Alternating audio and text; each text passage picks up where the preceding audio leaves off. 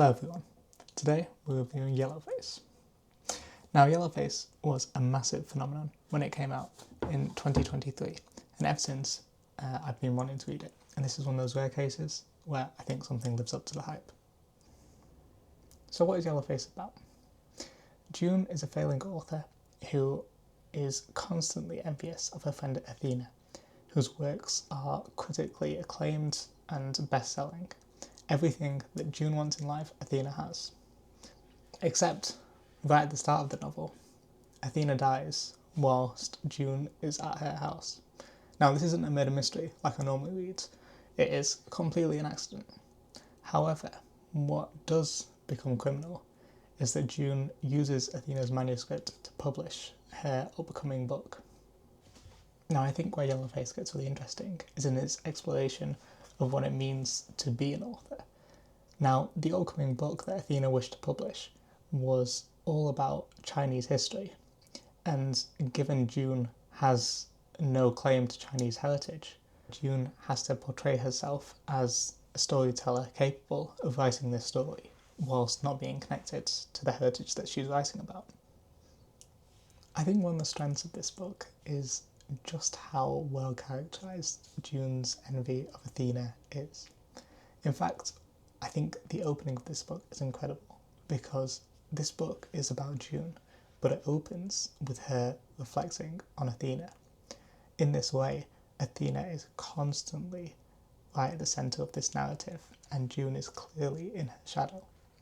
Whilst this book is called Yellowface, the colour actually really makes me think of as green, because it is filled with jealousy and envy that is always at the centre of everything that June is doing, even if the internal monologues that she portrays gently try and push the reader into believing that she's not. I think one of the strengths of this is how Kuang writes June in a way where she's compellingly trying to lie to herself, and you can see that she's trying to claim authorship of this work and convince the audience that she is innocent in the situation.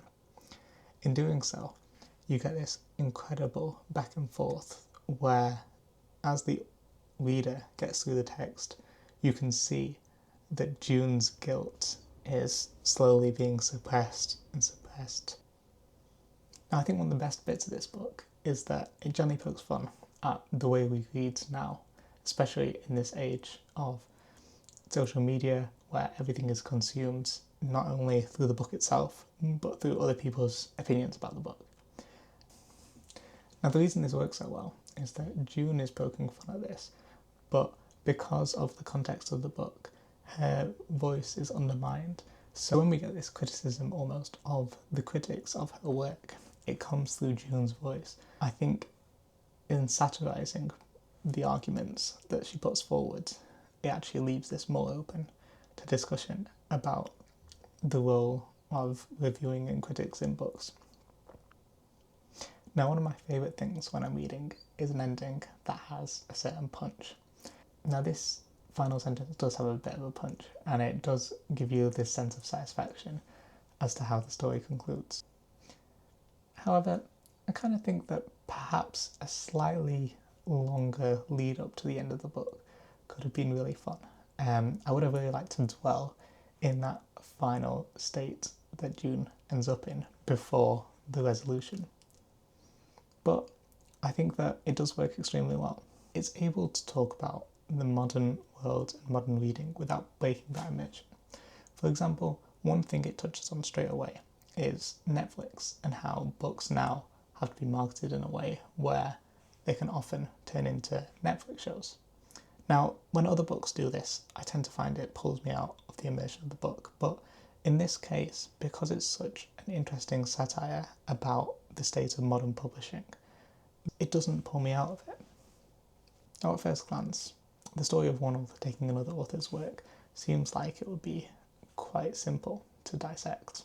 However, what adds an additional element to this is that the story that Athena has written, The Last Front, is a story about Chinese workers.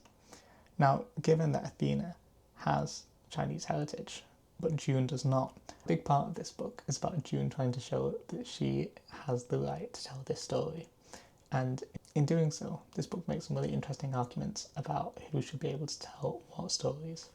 And whilst it never really settles on a specific side, it is interesting that in being so self-referential and being so aware of the criticism, I think that reviewing the criticism of this book will probably give me a chance to read up on what people's perspectives are and where the audience as a whole falls. Cancel culture in this book is really interesting, particularly with regards to how June weaponises it against her critics before they can weaponise it against her.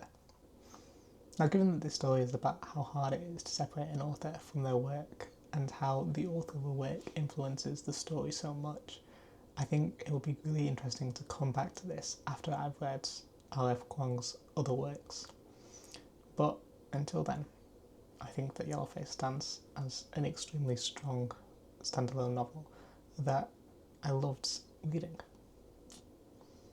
For me, this gets 4.5 stars out of 5. Thank you for watching. Bye.